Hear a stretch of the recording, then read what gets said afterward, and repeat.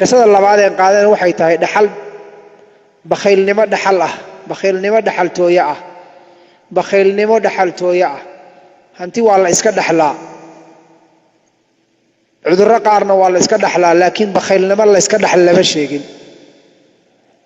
waxaa la sheegaa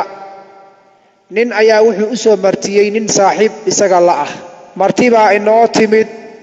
aad u qadarin badan agtanadi ku weyn wiilkayow orod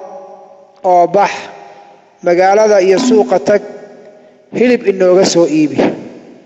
wuxuu yiri orod oo bax hilib inooga soo iibi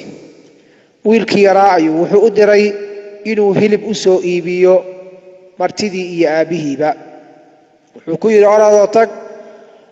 nuskiila hilib ah oo aad u wanaagsan inoo soo iibi wiilkii yaraa wuu tegay markuu muddo soo maqnaa waxba ma uusan soo iibinin wuxuu u soo laabtay gurigii aabihiibaa wuxuu ku yiri hilibkii aan kuu diray aaway wiilkii yaraa wuxuu yiri aabbow waxaan u tegay ninkii iibinaya hilibka kawaanlihii waxaan ku iri waxaad nasiisaa hilib wixii wanaagsan agtaada yaala hilib cad oo jiiro qurux badan iga sii ninkii kawaanlaha ahaa wuxuu yiri waxaan ku siinayaa hilib sida farmaajada u cad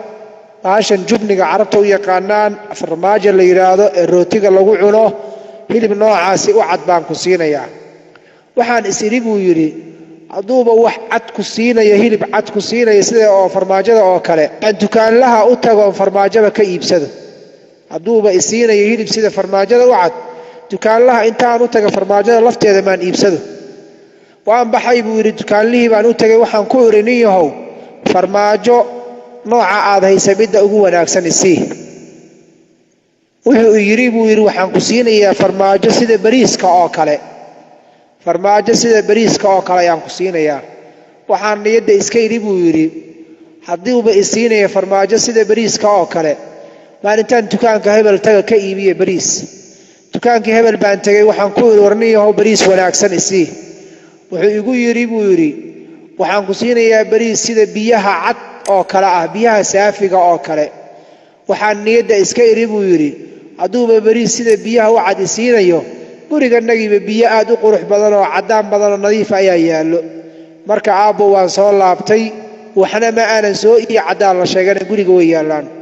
aabihii wuxuu yiri alla maxaad wiil aqli badan tahay bakhaylnimadii buu ka dhaxlay lacagtii waa soo laabatay laakiin martidii lama eegayo wuxuu yiri alla maxaad wiil aqli badan tahay laakiin hal mid baad ilowday buu yiri wiilkayow aabbo waa maxay buu yiri waxaan ilooway wuxuu yiri intaad marba dukaan tagtagaysay kabihii ayaad iska soo dhamaysay socodka aad socotay kabaha ka soo dhamaaday wiilkeena wuxuu yiri aabba maya saadi moodamaan aqli waan leeyahay kabaha aan soo dhameeyay kabahayga ma ahan ninkii martida noo ahaa kabihiisii ayaan xirtay halkaasi waxa uu ku waayay ninka martida ahaa waxa uu ku waayay kabihiisii oo halka lagu soo dhameeyay iyo marti sooridii uu sugayay intaaba marka waxa la yiraahdaa dhaxaltooyo bakhayltinimo oo dhaxaltooyo ah sidaa ayaa qisada cinwaankeeda u yahay inta ayaan insha Allah ta'ala